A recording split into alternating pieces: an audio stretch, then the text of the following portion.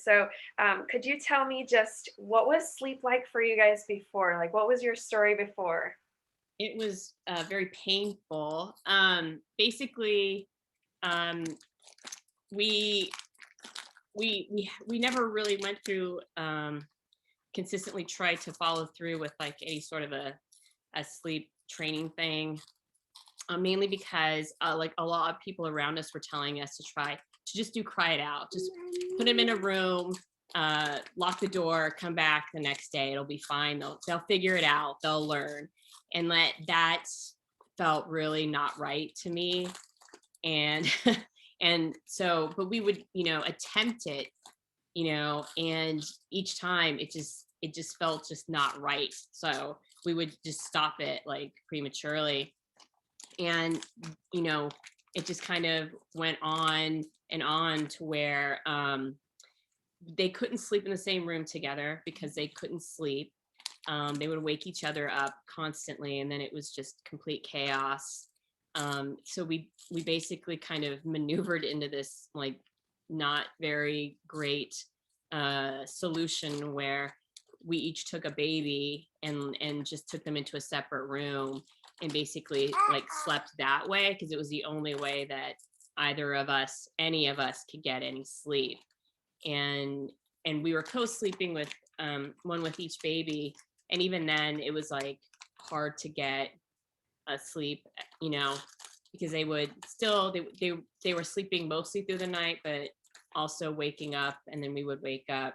And then you know Uma, for naps, she would only ever nap 20 minutes, 20 to 30 minutes. That was her routine. Like she never napped longer than that, no matter what. It was just, it was strange.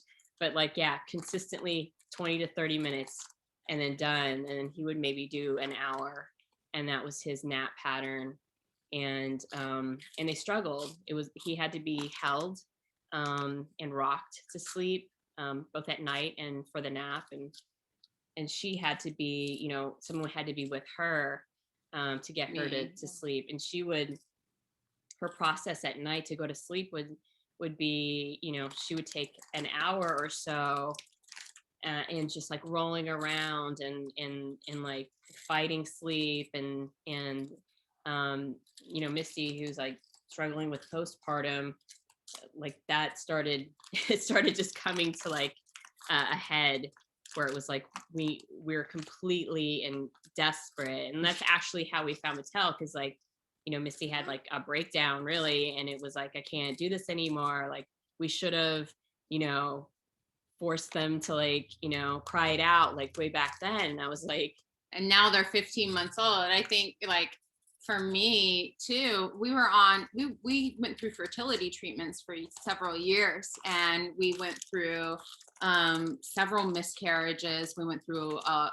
lot of loss, and we actually when I became pregnant with Uma and Kana, it was like we were already bit full of anxiety. I think for some people, when you go through fertility treatments and then you actually start a successful pregnancy, it's hard to believe that, and to go, okay, everything's safe now. I can feel okay with this pregnancy. And then the babies come into the world, and we had two. And so it was kind of an unexpected twist where for so long we've been wanting to have a family, and then we get these precious perfect babies in the world, and we're already exhausted from years of fertility treatments. And for me it was like a medication thing as well. It was a lot of hormonal shift with the fertility medications, and if you've been through those treatments then you may relate to what I'm talking about. But the fertility treatments were so much on my emotional well-being, and I did get postpartum depression. And on top of that was exhaustion through having multiples. And so there was so many layers. And then also another layer on top of that was, in the States, parental leave is not a thing through our government. I was fortunate to have 3 months of parental leave. Cathy didn't have any, so she was back working full time after less than 2 weeks. I think after a week after they were born, you were working part-time or something like that. So it's just a insurmountable amount of stress. And then COVID hit and the pandemic hit, and we were desperate. I got laid off from work, you know, and it felt insurmountable at times. So it felt like every single time we were looking to sleep, it was like emergency triage just to get them to rest. And Kathy's right. Sometimes we'd spend an hour trying to nourish Uma just to sleep for 20 minutes. And so we're so stressed out by the time that, you know, she gets to sleep, and then she wake up 20 minutes later.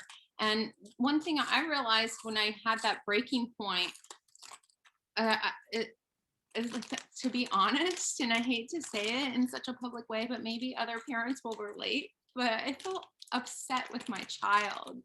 Like I could almost cry thinking about it now, because I was getting like so frustrated. Like, Uma, just go to sleep, you know, after like a half hour. I just need a break from the constant like vibration of the need of parenthood when you're coming into that new need of, you know, a child needing you all of the time. It's a beautiful thing, and it's also very complex. And if you're going on 1 to 2 hours of sleep, you know, which is what we were going on. I think when we entered Batelle, they were 15 months old, and we were averaging 2 hours of sleep a night since birth, and for me since the 3rd trimester.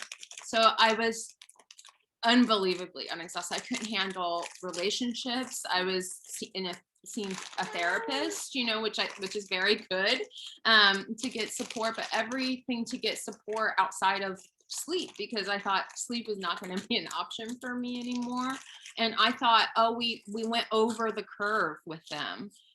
We should have done cry it out when they were 4 months old or 5 months old. They would have got through it. But Kathy's right. Every time we tried cry it out, there was just like something inside. And, you know, inevitably with multiples, you kind of have to let them cry at some points, because you might be tending to the other baby, or if you have multiple kids or anything like that, it's like you do have your other child to tend to a lot. And so it just felt like there was no time to really focus. Another thing I'll add is that, you know, we moved across the country when they were 8 months old, safely through the pandemic, but to be closer to family, because we were so desperate, and we were thinking we need some type of support. And so had we found Batelle, I think when they were younger, I don't even know if we would have gone down that thought path to go, oh, we need to move across the country to be near our family, because we don't have anything here. We were getting no sleep. And so, yeah, before Batelle, I'd say it was really like a triage moment. And I think, how'd you find Batelle when you? Yeah, so like after, you know, the meltdown, like the last kind of straw, I just looked online, and I found Batelle, great SEO, obviously, you guys, because like you were the top, like pretty much the top choice as far as like for a non-cry it out method, you know, sleep school. So that was great. It sounded great. It sounded too good to be true, actually. But the process and the setup, it sounds like you can't really lose. So it was like it's something that felt like we could give it a try, because you get like a free initial consultation with someone, which I thought was fantastic. And and so we signed up immediately to talk to somebody, to get a better idea of how the school was set up and what exactly it would mean to go through it. Yeah. What was the sleep school journey like for you? It was really, for me, it was very interesting, just because, yeah, initially, you know, going into it and hearing like what the process would be and what would happen, like I really didn't believe that it would happen.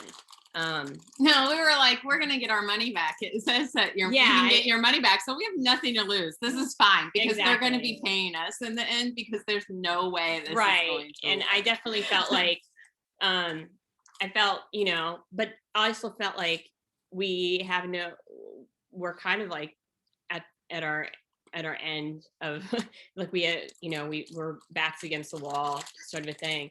So I'm like the sort of person who will definitely try anything. So just, you know, going into it, it sounded okay. There's like there's classes that you like attend every day or every other day, which I thought was great. And I was really interested in what, how those classes were going to be structured and what was going to be talked about. But, hearing that from some people that, oh yeah, my kid was, sleeping through the night within a week. And I was like, no. And we were told that they would be in the same room by the end of training. And we were like, okay.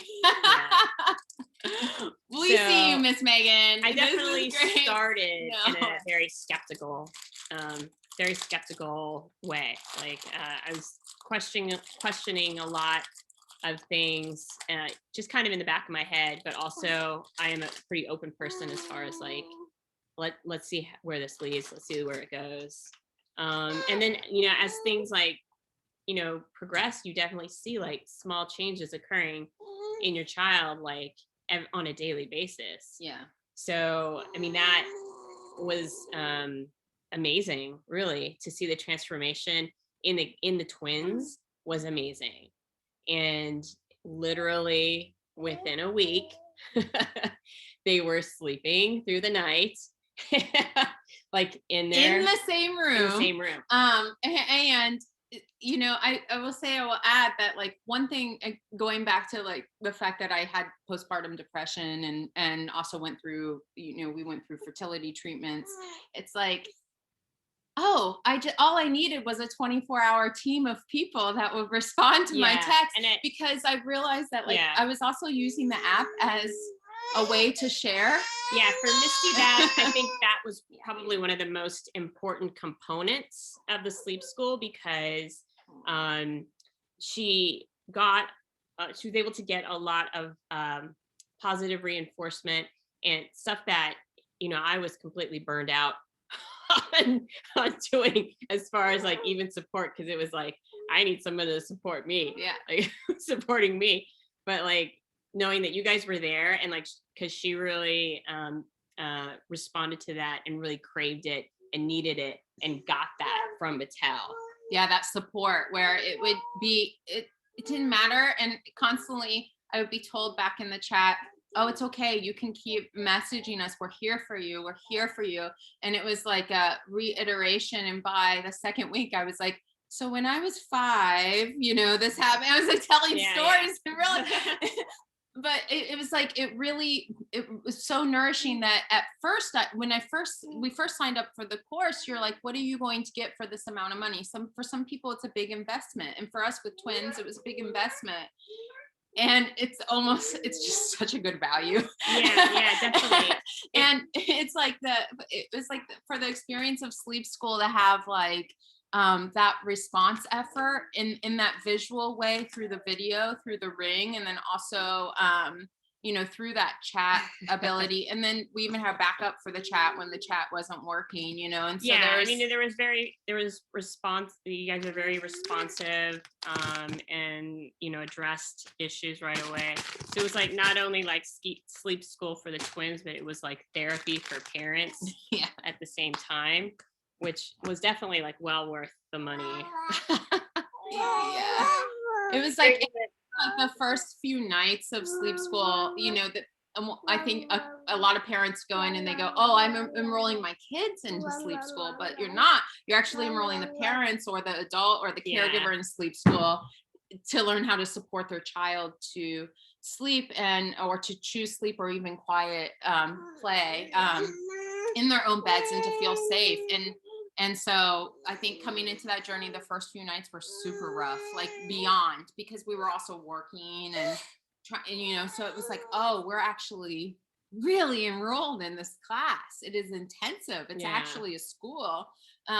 It's not just called sleep school. It's actually an intensive school. We have homework and there's, just it's such an integrated method. And so, but now I miss it. But you're still there. And so by week 2, they were in the same room. They're now in the same room together for naps. They're now napping for 2.5 hours. They're not taking 2 separate naps that are 20 minutes long. Going from like 20 minutes to 2.5 hours. And now she's like asking for the hug Yeah. by 8 p.m. They're in bed. They're not out of bed until 7:30 in the morning. And she wakes up. And one thing I learned is like sometimes maybe she just like to relax a little before she falls asleep, So when I was getting frustrated with her, oh, you're not falling asleep, it's been an hour. Well, now she can choose to do that on her own and wind herself down. And I've just noticed in both of them, in her, she's gotten so much more relaxed and trusting. One thing in reality that happened with him is that he did get more clingy kind of during the day, especially with her, because he's not getting the mama snuggles anymore at night. So that's what we're, working with now, is trying to really support building trust with them. And see how happy they are. No, But seriously. yeah, they're like different babies. And we're different adults. Like, I Yeah. think by week 2, like I kept telling Kathy, I mean, this is better than any therapy. Yeah. I mean, even though therapy is very useful and I recommend it and it's very helpful, the fact that I started averaging 4 hours a night and then 6 hours. Now I'm just trying to train myself to sleep through the night because I'm so used to waking up every hour that I'm like auto waking up. It so much, and I'm so happy for you guys. Thank you, Yeah, we Emily. appreciate you and everybody at Batelle. Thank you. We appreciate you too for taking the time to give us this feedback and Absolutely. your results. Thank you so Yeah. much. You're welcome. Be in touch.